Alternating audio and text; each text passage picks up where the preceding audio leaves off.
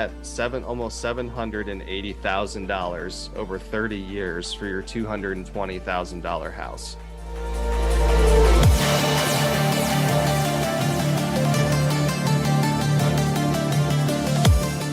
Hey everybody, it's Nico and Tyler with Duel Today.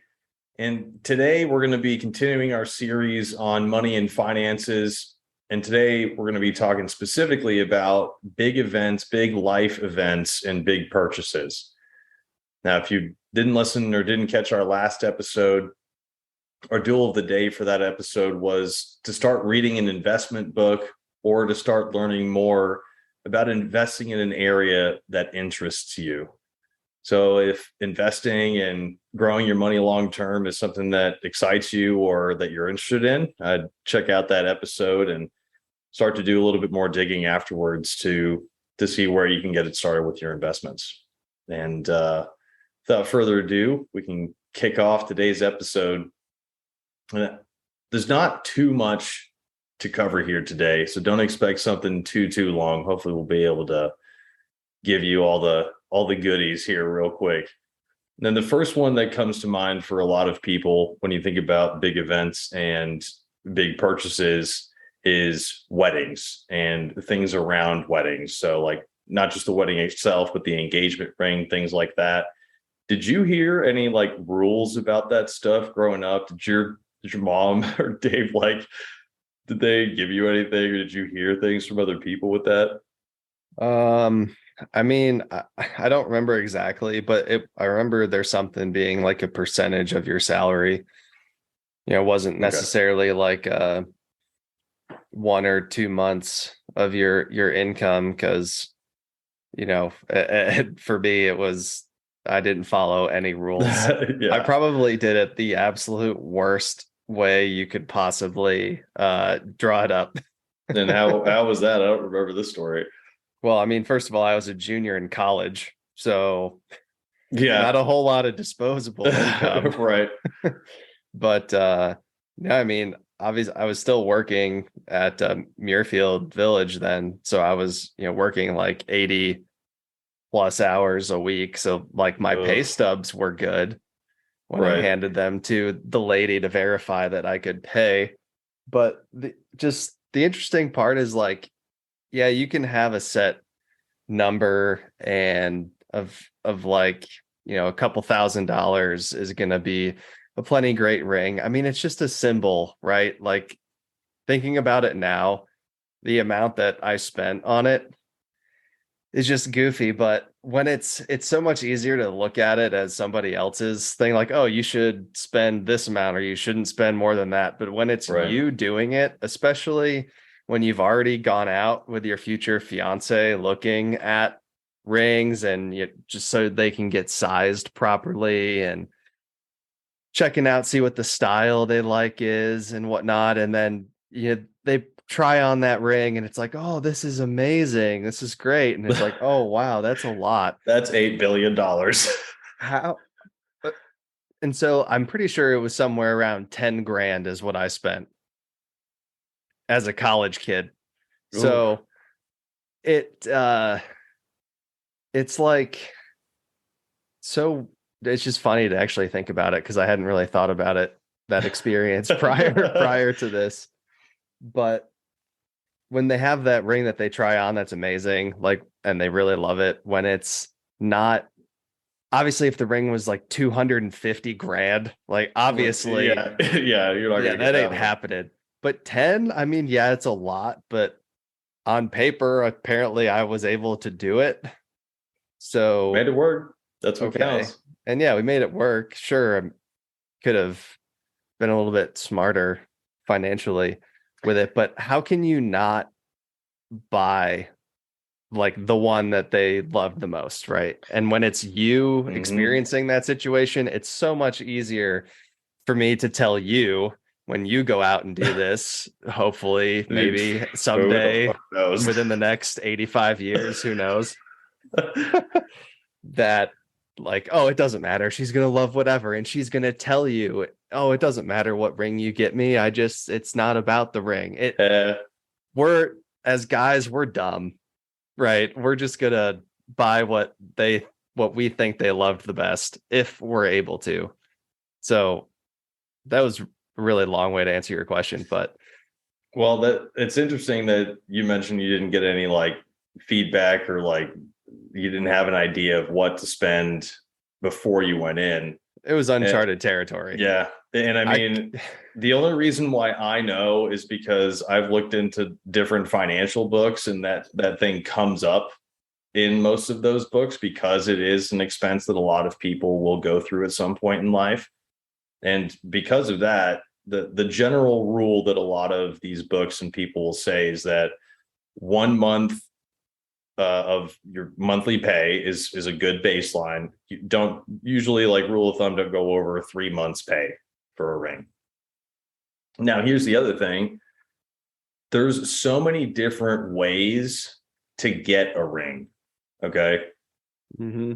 Yeah, we got Jared and Zales and all these diamond stores and stuff like that. That's where I went. Those are those are the box stores. They make it easy, all that stuff.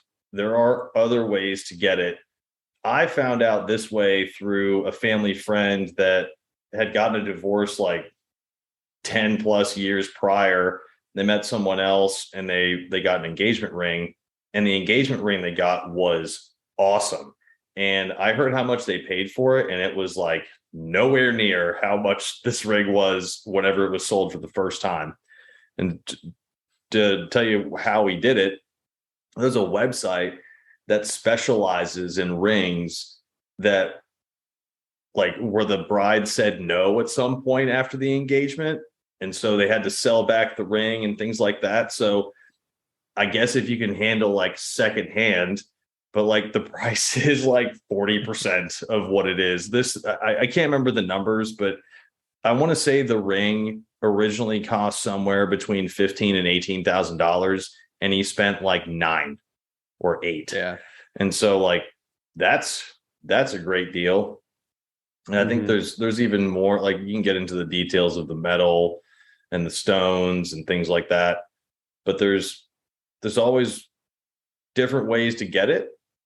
And like you said, if you have to spend a little bit more than that 3 months of your wages to get something for your partner that she's going to love the rest of her life, it's probably worth it at that point, you know?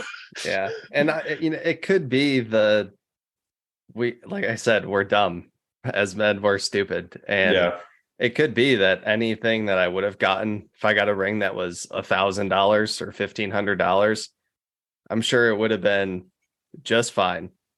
But I don't know, I just didn't want to be just fine. And I have seen those or heard of those websites that you were just talking about, or maybe it's just one specific website. It's financially, super smart idea. Get a high quality ring. Me, just with how what's the right word? Superstitious that I am because of playing baseball and playing golf. Hey, this ring's right. already 0 for 1, dude. It might be 0 for 2 at this point. That's great. Right? I don't need that bad juju going into probably the most nervous moment of my entire life. That is a hilarious statement right there. Oh my gosh. That's good. But the other thing I wanted to touch on too, because I have a friend that her and her potential future fiance were out looking at different rings and stuff recently, and they were looking at stuff, and I can't remember where they went. I think it was Diamond Seller or something like that, but they were looking at like 2 rings that were almost identical. One was lab grown and one was mined, and the mined version was like a $35,000 ring or something, just really expensive. Almost the same ring, lab grown, was 7. Okay. Right. So those are different. Huge difference now. And to the salesperson's credit, what he or she did say was, these are the same. It looks the same. Quality is good. You can't tell the difference basically at all. They just don't, because the lab grown diamonds are relatively new. They have no idea what the future market is going to be. So buying a $7,000 ring, I mean, that could be, if someone were to break it off or it goes haywire down the road, you might not be able to sell it again for next to, the price is unknown. Yeah. But Makes like, sense. I mean, right, you're getting married once, hopefully, Yeah. right? Yeah. But just for those of you that are entering that territory somewhat soon or in there checking out some lab grown options, could be a way to save a large chunk of cash on some high quality stuff. Yeah, that's definitely a good call out. And obviously, the next big thing after you get that engagement ring would be the wedding itself. And like, I feel like every family, every woman, every man's perspective on what they want for a wedding is different. You know, some girls have that dream wedding where their whole family's there, it's in a specific location, whatever. Other people want to elope. They feel like a wedding's not worth it financially and they'll use that money elsewhere. So whatever we end up talking about here or touching on, just want everyone to know that like weddings are totally up to the couple. Like that, just whatever they want, like that's probably what you should go for. If your family can afford that extravagant wedding and they're not phased by that financially, I feel like you should do that. I feel like if you're in the position where you can handle that, weddings are, like you said, weddings are something that happens once. If this is something that the bride or groom has been dreaming of, and this would be like a super amazing moment to have all of these little details, regardless of the cost, you should go for it. That being said, if you do have that type of dream wedding in your mind, but financially that is a long shot to get there, I would reconsider. Try and plan something different, or maybe start to plan that dream wedding, in air quotes here, but like 10 years down the road. So when you are more financially secure, you've been with the person longer, maybe you can set up like a renewing of your vows type ceremony or something like that, where you fulfill all of those, sorry, at the mic, you fulfill all those like dreams, visual dreams you want from a wedding, but you're not like financially burdened from it because you did it too early. So there's tons of different ways to do it. I don't know if what thoughts you had going into your wedding or if you had any decisions on that. I mean, I'm not the general person that gets married at, I think it's 27 for females, 29 for males is the average. Somewhere around that range, I think. I was 21 and had graduated college 10 days beforehand. So again, not really the best example. And there was probably a small set of things that we personally paid for ourselves. It wasn't a whole lot. Like, we were very fortunate that Megan's family paid for the majority of it, and my mom paid for some aspects. That's with sweet. Rehearsal and whatnot, because I think that's I don't know how we created these things as a society, but apparently that's a different topic conversation. the bride's family is supposed to pay like majority for the wedding, and then the groom's family pays for the rehearsal dinner stuff. Like, that's the separation. I don't know if people still follow that. I have no idea. I feel like whoever can afford it should pay for it. And right. Like, and however much money you want to throw in that you can handle, like that's what you should do. It shouldn't be this like, hey, your boy's getting married. You should throw us $20,000 for this wedding or this reception. Right. It's like, what the fuck? No, like yeah, I'm with you. And I'm just like thinking way down the road at my kids' future weddings. And I just feel like I'm going to look at it so differently. I mean, there were so many. I mean, granted, our wedding was amazing. Yeah. I couldn't have asked for a better. I mean, everything was perfect for us, right? And there was just a lot of people there that were friends of the respected families, or Yeah. whatever. Respective. Respective. I know that's close. It's a couple letters off. Respective families. And that's great that they were there. I mean, that's awesome.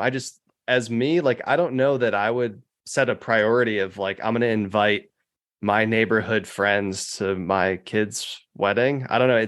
I just don't look at it as it's not part of my party, but maybe that's why the guest lists get huge. That's why it costs so much. I mean, the average is somewhat between $30,000 and $35,000 is what I've seen for a decent sized wedding. Yep. And that's like around 200 some guests. Yeah, the average for 2022 was 30 grand. Yeah. And so I mean there's a lot that goes into planning a wedding, paying for it, and just have a sample table here. It's a little bit of an eye opener for me because certainly I wasn't a person. I got married at 21, so my age doesn't even fall on this table. So so average age of a woman is 27, average age for a man is 29. And so as a man, if you're at age 22 and you have 84 months until your wedding on average, right? This is all speculative.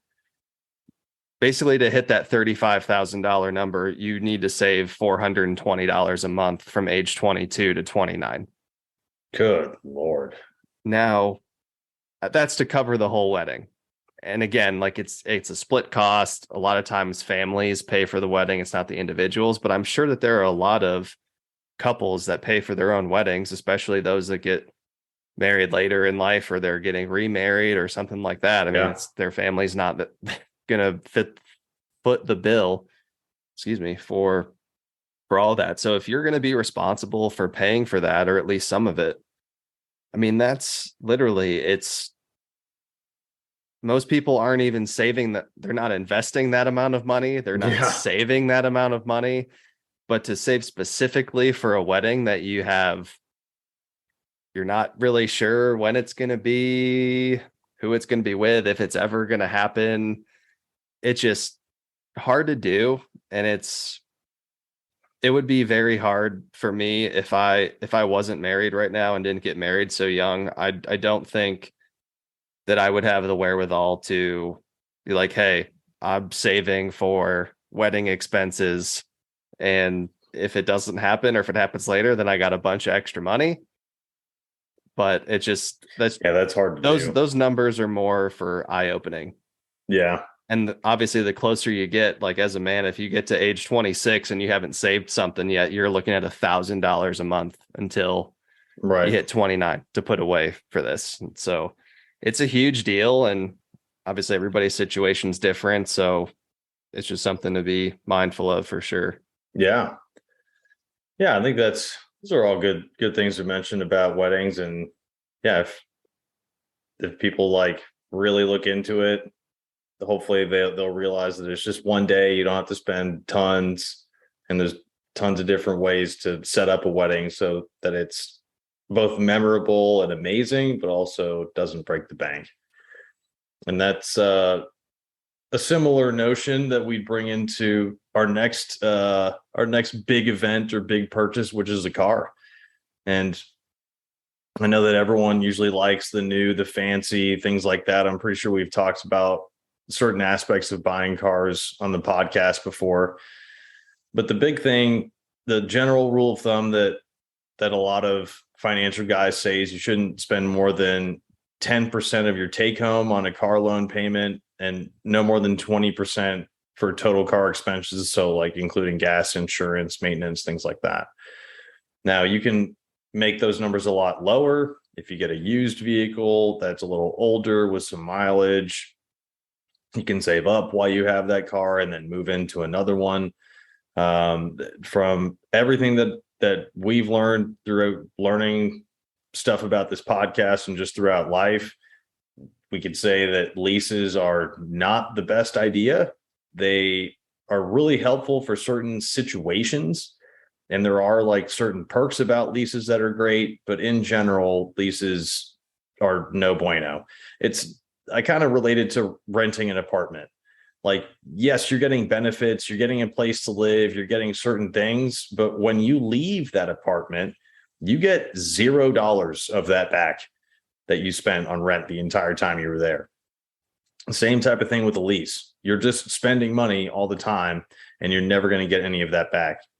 Yes, you could say that if you buy a car and then have it for 15 years, you may not get all of the same money back, but you'll get some of it. You'll get something. So keep all those things in mind when you're looking at a car, and try to think of it as a tool. Like we've talked about with money being viewed as a tool for us. Same type of thing with the car. You just want something that's reliable, that works, that can get you to A to B, and that doesn't break the bank. If you're in a financial position where you can spend oodles of money on a car, then okay, that's your prerogative. Go for it, dude. If you can buy the Phantom, get the Phantom. I want one. Get me one. But that's not something that everyone should go for, financially speaking. So, I don't know. I agree. I mean, it's leasing, definitely, for sure. I mean, some of the situations I could say where leasing could be beneficial is if you lease for business purposes for a tax exemption. Sure. Yeah. There's that. And two, just going along with the theme that we've kind of held for the other things, if the newest, shiniest new car is, and you enjoy variety, is something that you really love and you're able to afford that after your savings and your investments are all taken care of too, then leasing is a good option because you get new stuff all the time, right? You don't have to deal with as much of the maintenance costs and whatnot that go along with it in certain situations.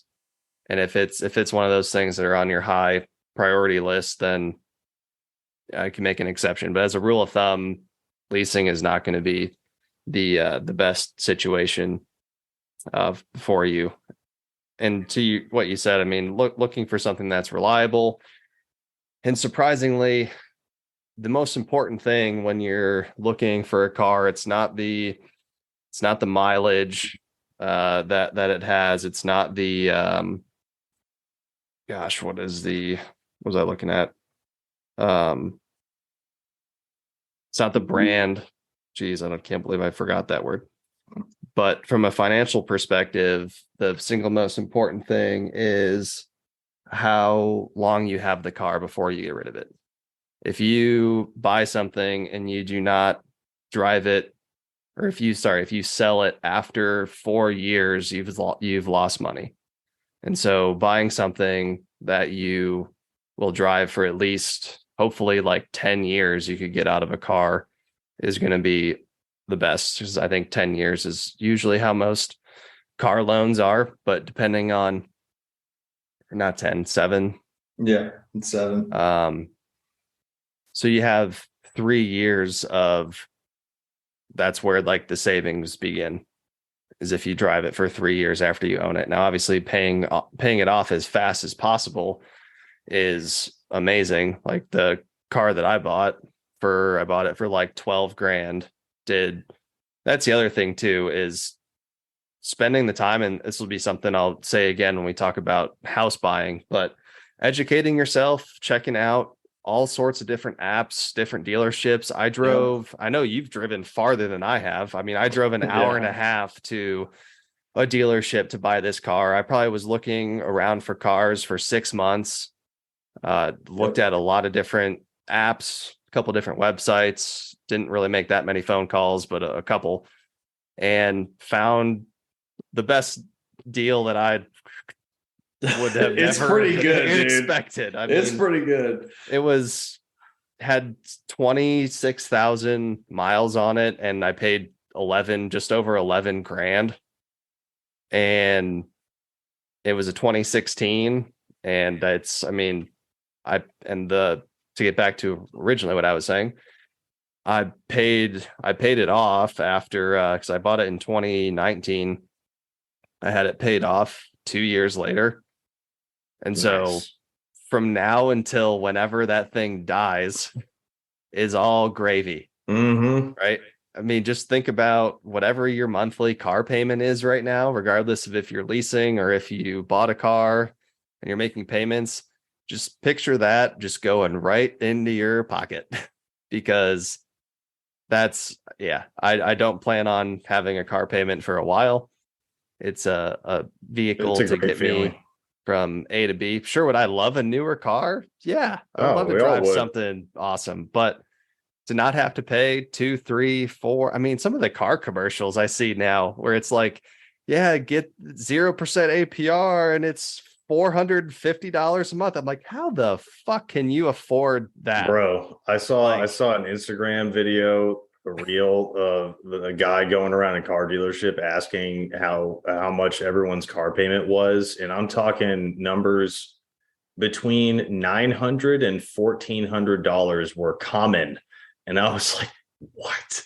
was Like, this like a Lexus dealership dude, or I something? don't know, but like, I mean, listen, if you're making enough money to where like that's less than 10% of what you're taking home, whatever. But Yeah. that's still like that's a mind-blowing amount of money because I know you can get into like a pretty decent Mercedes for like 500 bucks, Yeah. 600 bucks a month or something like that. So Yeah. double that. Like, what are you driving? I know. Damn. It's wild. But just to when you're looking at cars to buy, something that you will be able to drive past the amount of time it takes you to pay the car off Yep. is going to be the best case scenario. So you can start recouping those savings and being able to direct that money elsewhere. Yeah. And I know we've probably touched on this before, so I'm not going to go too deep into it, but whenever you are buying a car, don't pay too much extra with all the insurance and the random stuff that they try and sell you. They do try and give you like extra insurance on top of warranties and all sorts of jazz. So don't get fooled by that. And I personally I got a lot of those at one point just because I didn't want to deal with it or read the legal documents, but you can usually cancel all of those within 30 days if you read the agreement. So just watch out for that when you are looking into getting cars.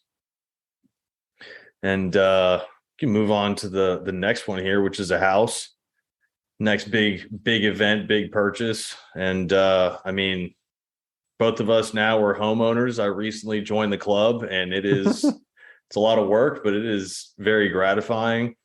I think just because I went through this recently, the one thing that I would tell everyone is make sure that if you're getting your house repaired in any way, so like the house that you're looking to buy needs some repairs by the seller or whatever, make sure that the person doing that work is a licensed contractor or a licensed electrician through the state that you live in. Yes, realtors can get that work done with people that are not licensed. And so even though you think like everyone's got to do stuff by the book, that's not necessarily the case. I worked for the state of Tennessee for a couple of years in the department with electrical permits and stuff. So like I know the people that do electrical inspections. I had one of them come out and check some of the wiring after I had bought the house. They were helping me install some stuff. And they found a wire in the attic that was it was a live wire. It was just out there. And they said that if I had like turned on my bathroom light and left, I probably would have come back to a house that had been burned down. So, and Nice. this is all after an inspection was done, after we asked the seller to repair all of this stuff. And because it wasn't a licensed worker, we get shit work. So, for anyone going into the housing market, that's definitely one thing that I would call out. Because I mean, that can save you from some pretty serious issues. And all of that boils down to what you're going to be spending month over month in a house. And as a general rule, a lot of the financial books, again, will say don't spend more than a third of your monthly income on a house. Yeah. That's going to vary from person to person, situation to situation. For me, I definitely did not do that over the past couple of years when I was renting. But just because of housing prices in my area and different options that I was considering, that I couldn't do that. So, but that's a really good rule because it allows you to spend money on other things. And if you spend too much more than that, you may become house poor. And if you're not familiar with the term, just imagine a super nice house with nothing in it. No furniture, no food in the fridge, nothing. Just you got walls and a place to live in, I guess. But those are a couple of things that I would call out for houses. There's tons of other factors. Obviously, location, what you're willing to sacrifice, like the different area, the houses in your neighborhood, the quality of the roads and the services in the area. If your property is susceptible to flooding or natural disasters, there's tons of minute details to look at when you're looking at a home. But as far as money is concerned, I wouldn't go over that 33% or a third of what you make on a month to month basis. Mm-hmm. And I guess the other side of it too is the down payment side.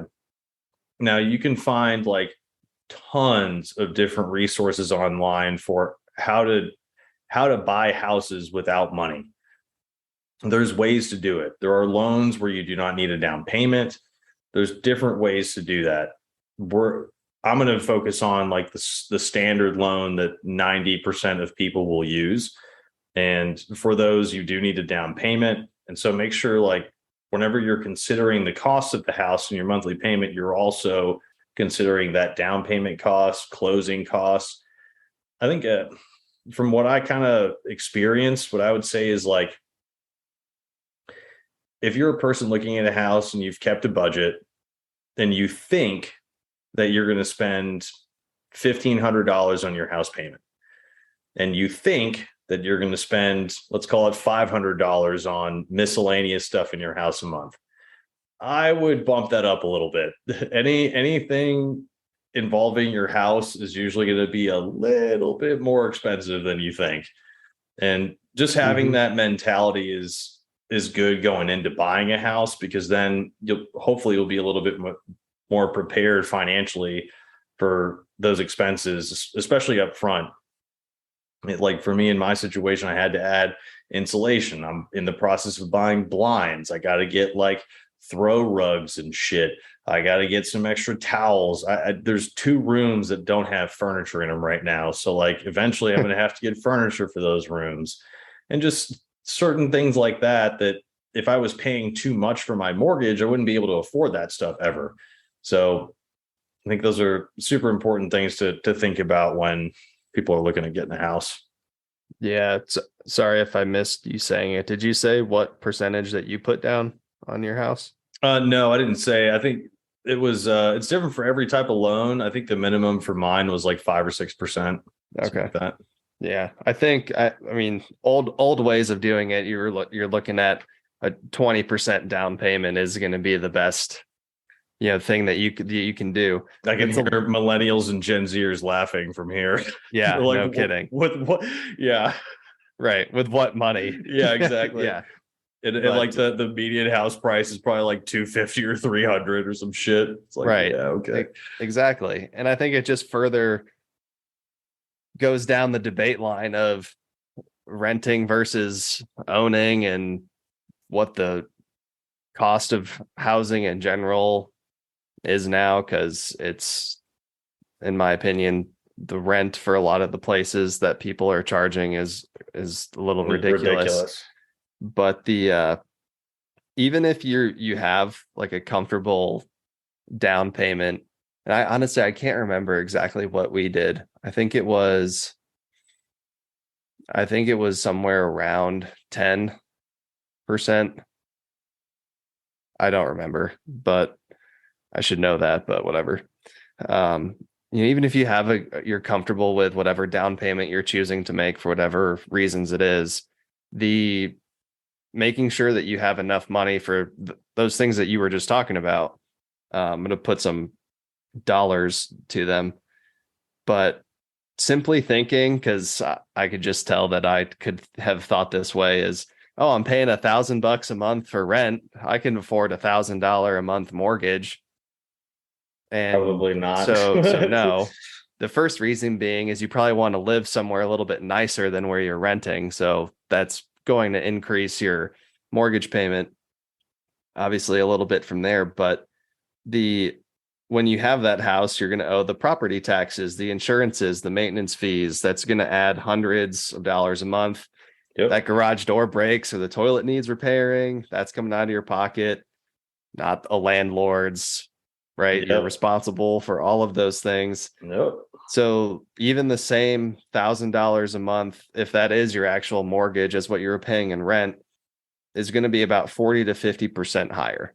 And so you were pretty spot on with that. So more like $1,500 a month when you factor everything in. So as a bottom line, if you don't have enough money to make a down payment and cover your total monthly costs, that's when you need to go back to what we talked about a few episodes ago and set up a savings goal. Yep. Get those things lined up in order so you can do it right. Because again, also still a bad example just because of the age that I was, but it's just such a societal thing to like, oh, you get married, what's the next thing? You want to buy a house, right? That's your first big purchase before you have 401ks set up, or you have your spending plan, or you have your investments lined up. It's like, oh, let's go make the biggest purchase of our life right now. And the interesting part in this book, the same book I've been talking about a lot, the I'll Teach You to Be Rich, is he says that you first and foremost, you should think of your house as a purchase before it is an investment. And I think I had always, because I hated renting so much, because I rented from so many different places, and I just wanted my place to do what I wanted with and all of that stuff. Yeah. I definitely always ate up and agreed with the fact that, oh, it's always it's the better financial situation because it's an investment. And yes, it's more of an investment than paying rent. But for those reasons we just talked about, like that extra money, that $400 to $500 extra a month that you would be spending on a mortgage could be doing more work for you elsewhere, as opposed to throwing it into all of the taxes, insurances, and the upkeep costs. And the little excerpt I want to read real quick here from this is: the truth, real estate is a poor investment for most individual investors. Americans' biggest investments are their houses, but real estate is also the place where Americans lose the most money.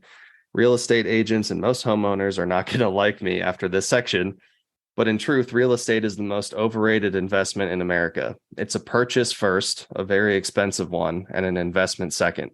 If you're thinking of your primary residence as an investment, real estate provides mediocre returns at best. First, there's the problem of risk. If your house is your biggest investment, how diversified is your portfolio? If you're paying $2,000 a month in mortgage, are you investing $6,000 elsewhere to balance your risk? Of course not. Second, the facts show that real estate offers a very poor return for individual investors. Yale economist Robert Shiller found that from 1915 through 2015, home prices have increased on average only 0.6% per year.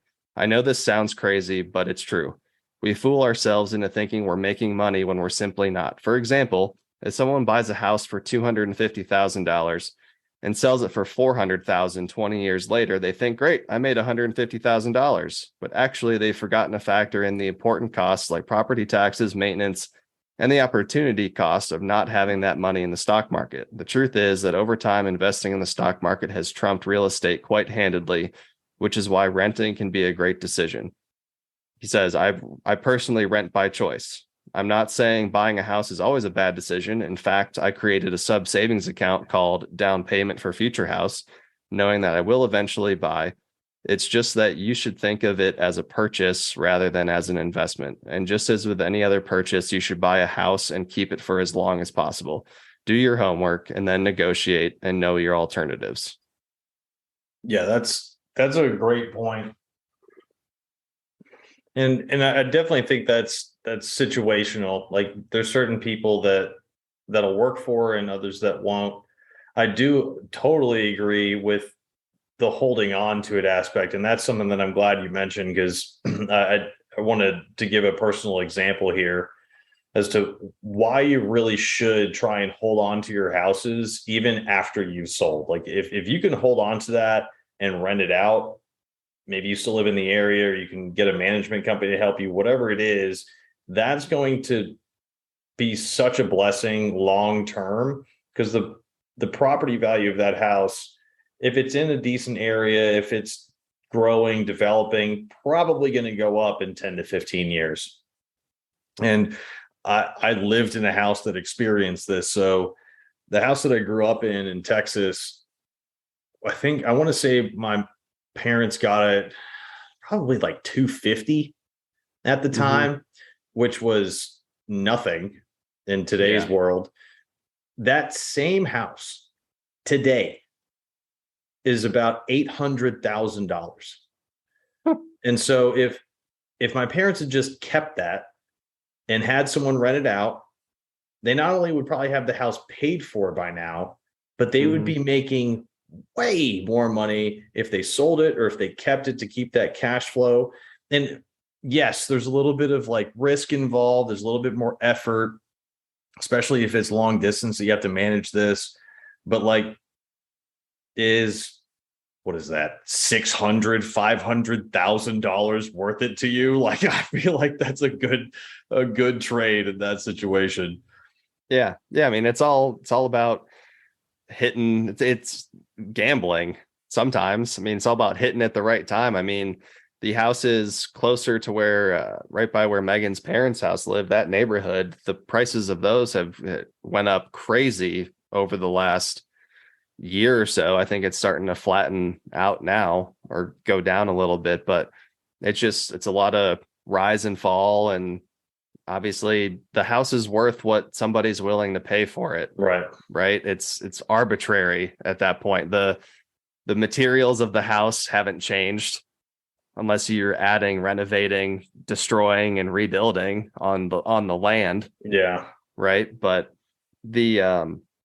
I just wanted to highlight some example numbers here, which I can't remember if I had said this either after our last episode when just you and I talking, or if I actually said these on the last episode. I don't think I did. Okay. But whatever. Just basically the average cost of buying a home over 30 years. I know I had shared this with you, but I don't think it was during the episode. So for those of you that whatever, I apologize if I said this twice. But if you look at an average purchase price of $220,000, which is a typical single family home. Now, again, all of these are averages. Mortgage rates change over time, which I'll highlight in this example because they're very different now than when this was written. So yeah, $220,000 house. We paid like $230 for ours. So pretty much spot on. Your 10% down payment, so that's 22 grand. Your closing costs 11,000. Your private mortgage insurance, which is going to be different for most people, $6,300. Your interest at 4.5%, which is almost double now. Like I've seen 7% interest rates. I just looked, and depending on your credit score, it's somewhere between like high fives and mid sevens to high sevens. Yeah. Remind me about the credit score thing, because there's another table with credit about credit scores. So a 4.5% interest, so that's $163,000. Your taxes and insurance is about $3,400 a year, so $102,000 over those 30 years.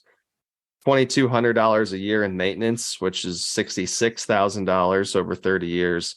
Any major repairs and improvements average to $200,000. So you're looking at almost $780,000 over 30 years for your $220,000 house. Now, since we're comparing renting versus owning, that's the logical comparison. If you rented a $1,500 a month apartment for the same 30 years, that would be $540,000, which coincidentally is very damn close to the purchase price of the house of $220,000 in difference over the course of those 30 years. So that's interesting. Yeah. Now, there's obviously doubt, like there's a lot more to renting versus owning than just the spreadsheets. Yeah. Right. I don't know of a place that you could have a family of 7 and not have your own house. I mean, I'm sure there's other places to rent. I've never rented a house. It's always been apartments and apartment complexes mostly for me. So I haven't gone farther out that way. But when you run the numbers like that, it's very similar. Yeah. It's very similar of a thing. And now I enjoy having the house because I feel a little bit more in control, have some more creative license to do a lot of things, have a yard. So there's a lot of other perks, right, that you probably wouldn't have if you were renting just a normal apartment. But if we're just talking about numbers, it's strikingly similar. And again, $1,500 a month. I don't know. What was your rent payment? Was that close? It was less than that, wasn't it? Yeah. Less. Yeah. My rent payment when it started was like $920, and then it went up to like $1,180. Okay. Yeah. So 1,500 might be a decent estimate for depending on how big it is. If you got 2-3 bedrooms, I think you're looking at 1,800. I think that's just a good number to use because it also depends on area of the country. When I was looking at apartments in New Jersey, when I was there, the cheapest ones were like $1,900, and that was for a 1-bedroom. So I would imagine that it's probably closer or north of like $2,200 today. So it's where you're located is important when it comes to this stuff too. I'm pretty sure we mentioned this aspect, but that's why people should really look closely at where they're living and all the expenses associated with that. Because especially when you're looking at a house or renting, like the prices can vary wildly depending on the area that you're in. So make sure that's a factor. Yep. And so I just wanted to bring that up as a good rent versus own money thing. And like I said, I was going to get to the credit score thing. Quick difference here. So on that same $220,000 loan, if your credit score is between 760 and 850, so very good, you're looking at that $166,000 of total interest paid over that 30-year loan. Drop down to 640 to 659, so not so great of a credit score. You're looking at $220,000 in interest. So if your credit score is trash, you probably don't want to buy a house. Yeah. Or else you're literally just going to repeat the cycle.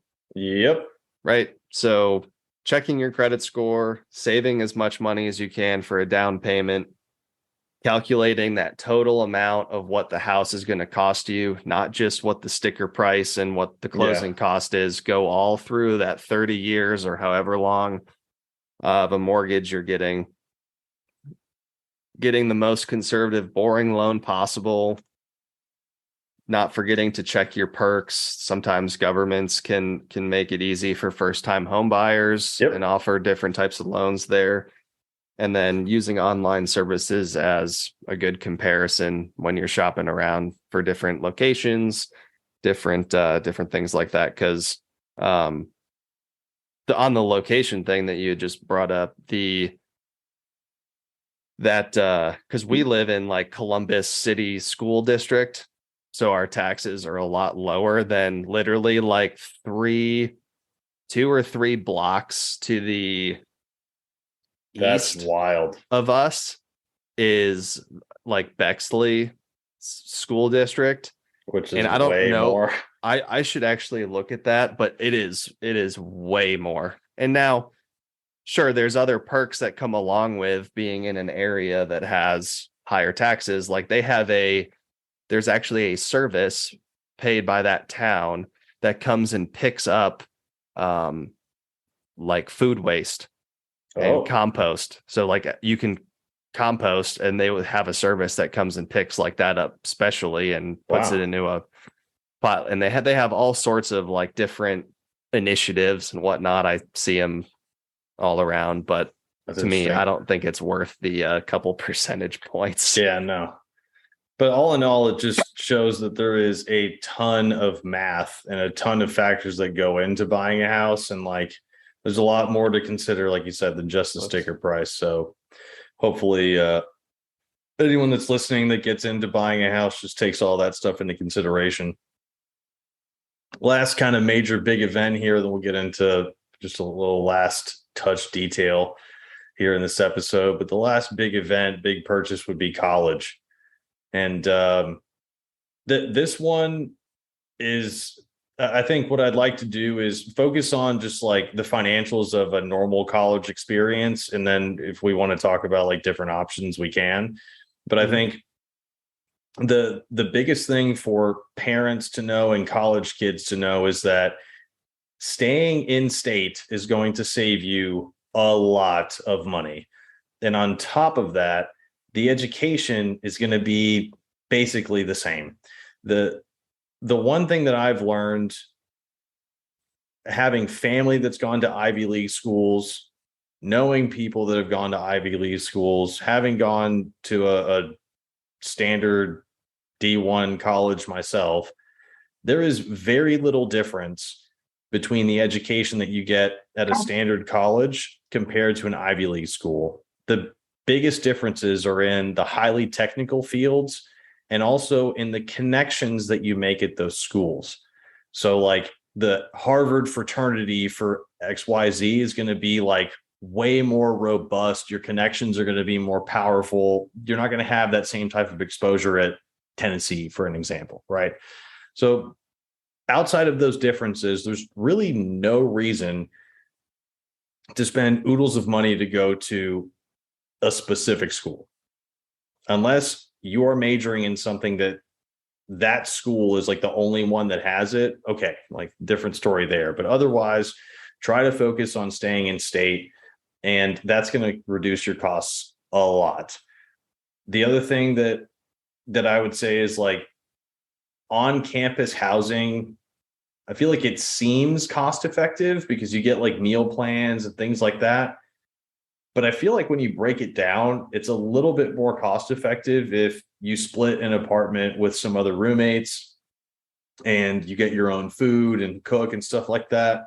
It's a little bit more difficult to do that on a regular basis in college, but that's a great way to save money. So I would say just for the normal college experience, keep those things in mind.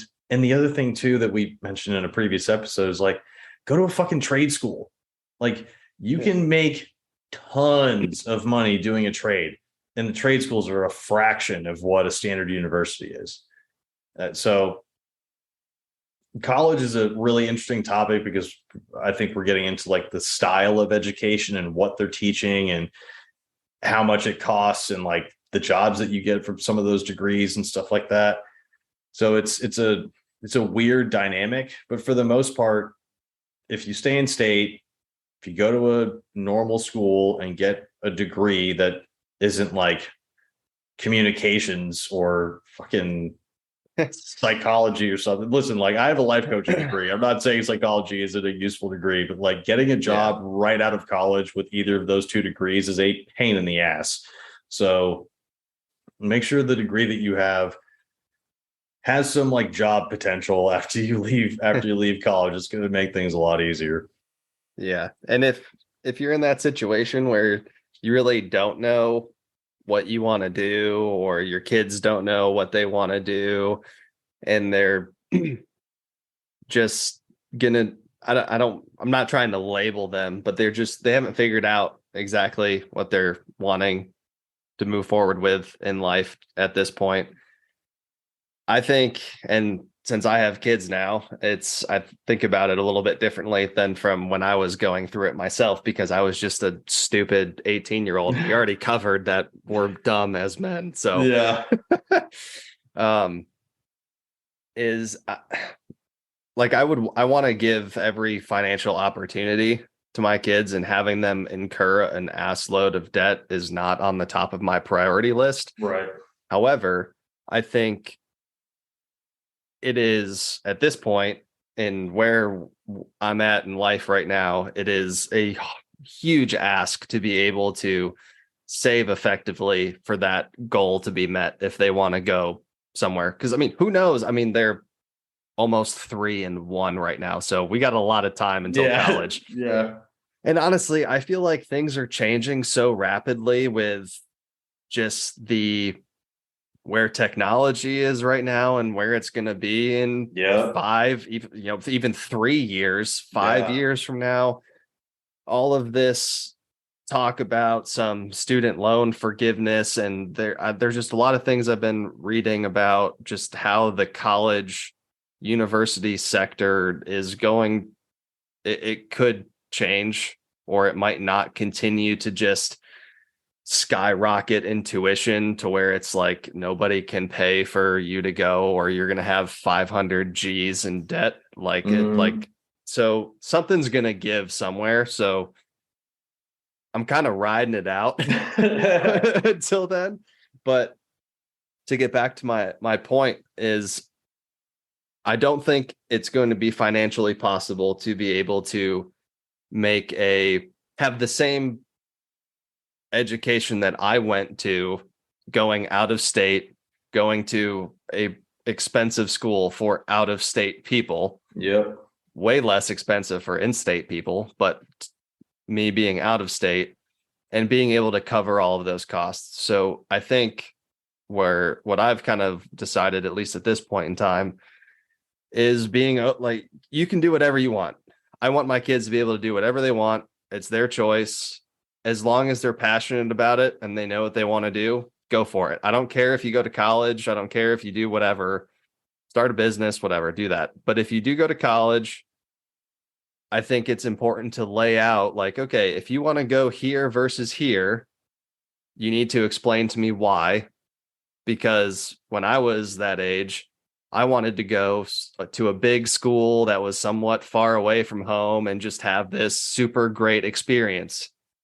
And like most people my age, in that time, I always thought of college as a party. Like, sure, I'm going to get an education, but it's like, it's a big vacation, right? You finally get Pretty to live much. on your own if you go away from home.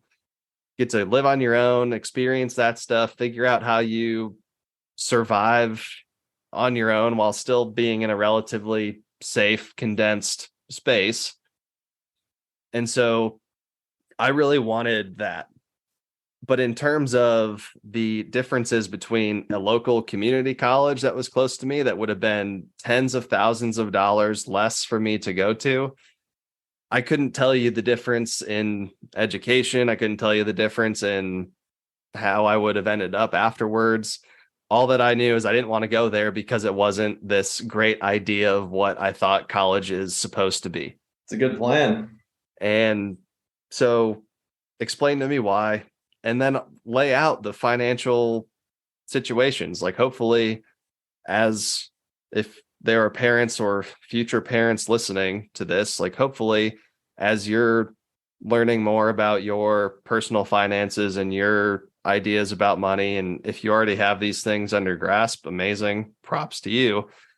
But hopefully, as you're going through that, you're also educating your children about that, so they have some financial wherewithal when you can sit down and talk to them about these college, no college, or the differences and where you're going and the options. Because as long as they know, like, hey, CJ, if you want to go to Texas, or you want to go to USC or something, some good school like that, this is how much it's going to cost you. I mean, I'm going to help as much as I can, but this is what things are going to look like when you're done with school, depending on where you go career wise, versus if you just go somewhere local here or somewhat close, this is going to be what your end of your college time, your finance looks like. And so just being able to help them understand that. I probably would have chosen differently if I had had a similar talk or had things laid out to me that way, because it's awful. It's terrible. The what people, myself included, pay monthly student loan wise. Dude, that's the one reason I did not go out of state, because I saw how much it would cost to go to Purdue, and I was like, excuse me? No. And literally, like, I'm looking at one college that's in state and another that's not. Yes, you could say that one's a little bit better academically than the other, but really no huge difference, okay, other than location. And one was literally like 5 times more. And that's like, what?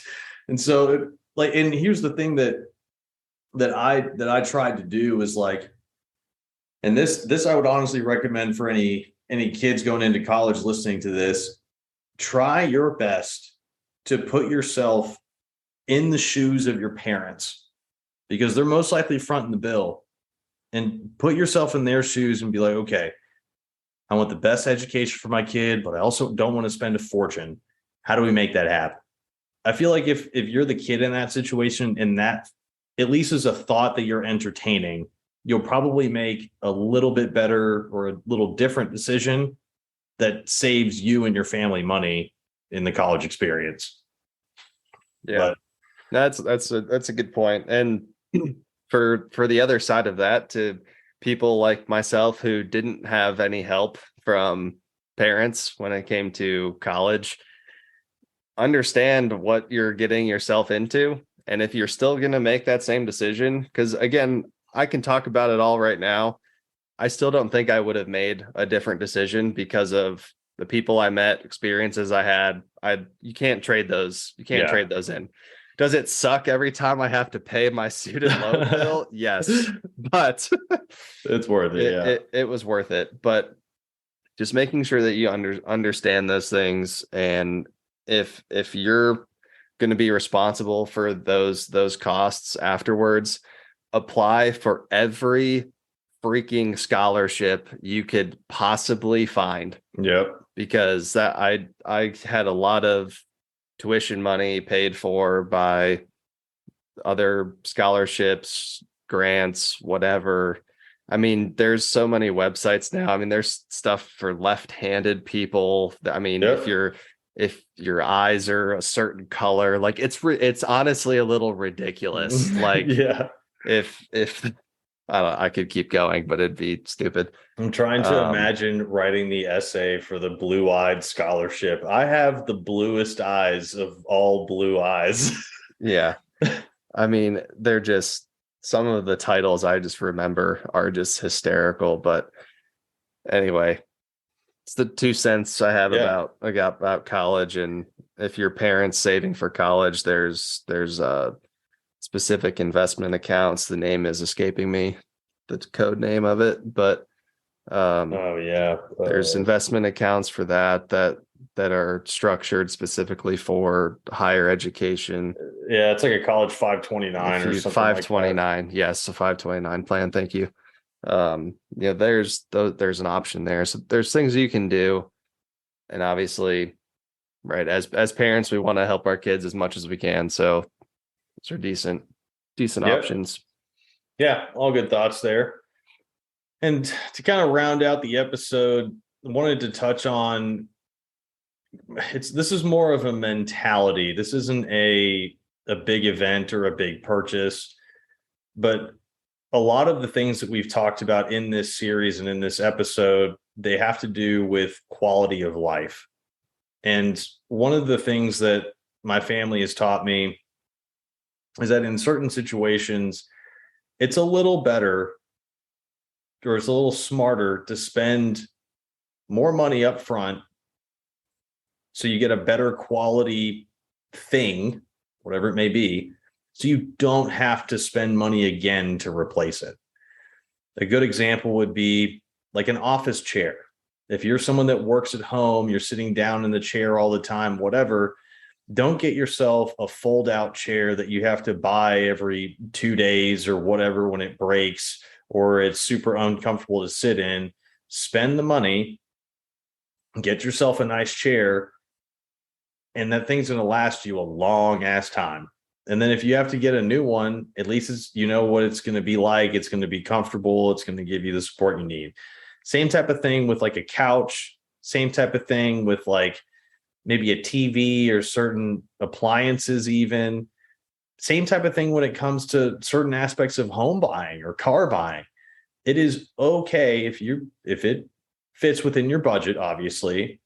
It's okay to spend a little bit more money at the start so that you don't have to worry about certain things as you own that thing, whatever it is. So I think that's a mentality, a perspective that has helped me make certain purchases, especially help me feel okay about making certain purchases. If you ever spend more than like $2,000 or $3,000 on a couch, you feel really fucking weird after that moment. But it's worth it. Like that couch is amazing. I still have it.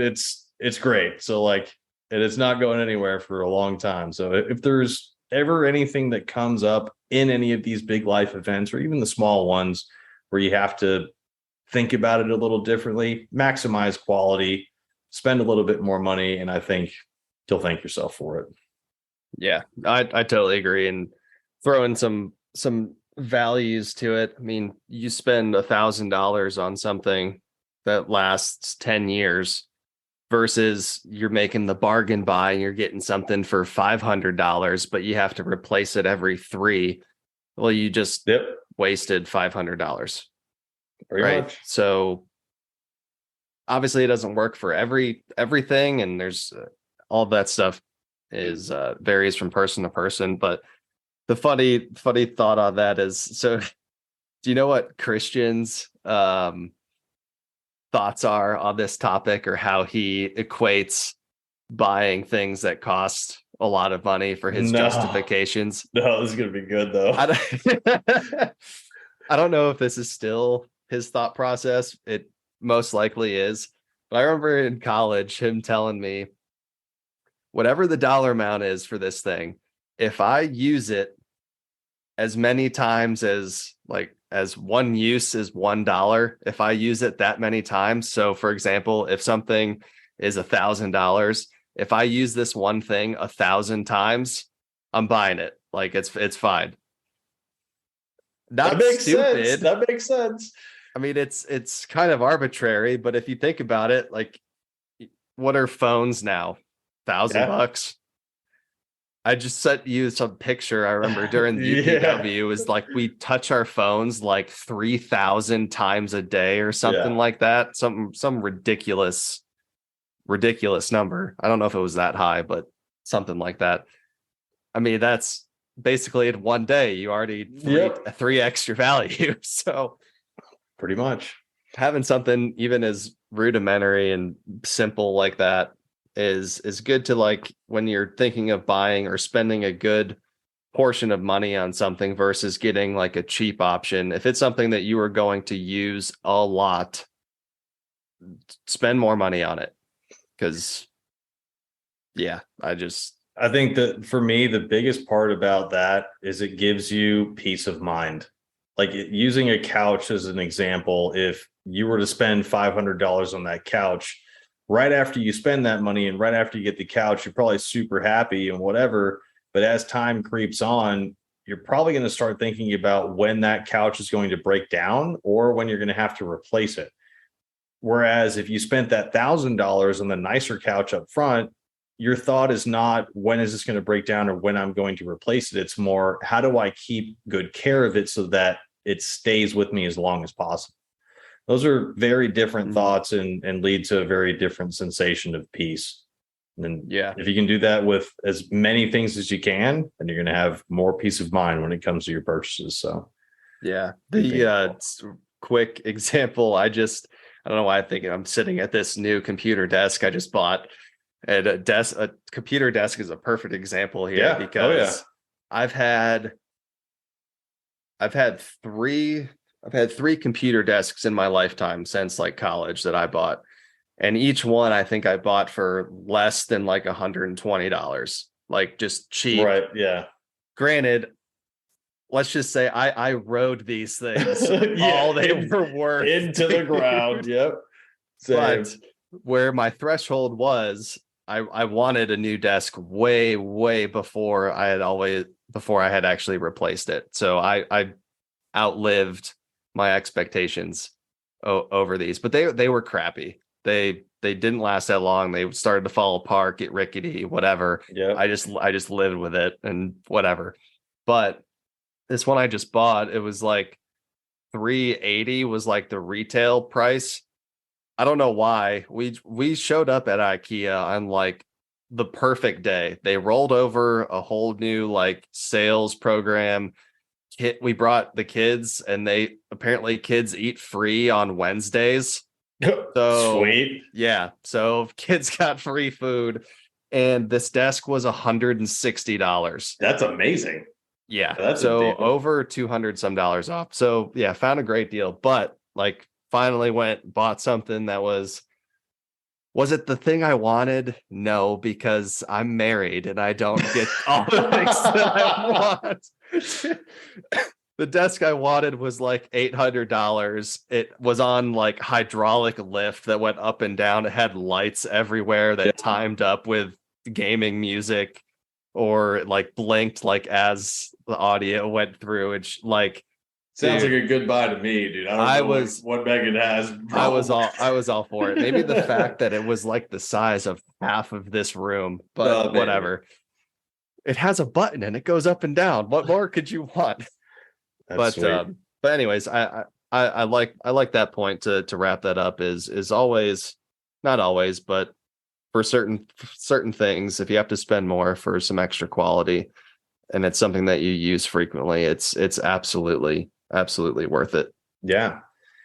I think it's a good place to end there. Hopefully everyone learned something or got a new perspective about these different life events and things like that. I'll set up the duel of the day here for you. So I think the best thing for duel of the day is just think about these big life events, maybe the next one that you think you have coming up for you, and do research on it. Research about how much you think it's going to cost, research how much money you have or how much you would need to save, and just get a better understanding of what that life event is going to be like for you financially. That way you can start preparing for it and figure stuff out. I think that's a good way to end the episode today. So give that one a shot, guys. Yeah. And to butt in and add a piece to it, if you've already gone through the life events that we've asked, or some of them, you have information to either, depending on what age your kids are, share with them.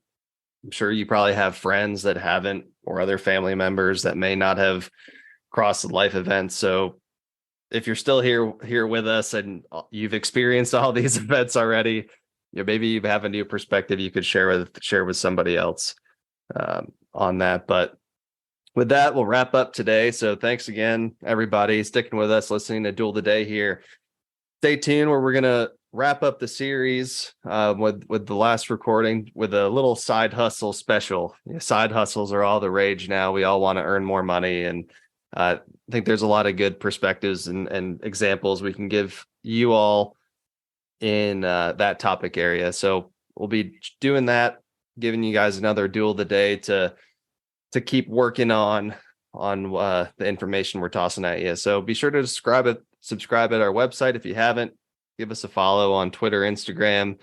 Send us a message letting us know about certain things or perspectives you have on these topics. Obviously, we're not the smartest people out there, not even close. And would love to hear perspectives that you guys have, or situations that came up during some of these big life event purchases that you've gone through. So stay tuned with that. Keep an eye on our podcast channel so you don't miss anything there. We'll catch you next time here on Duel the Day. And as always, begin the duel, win the day. Peace.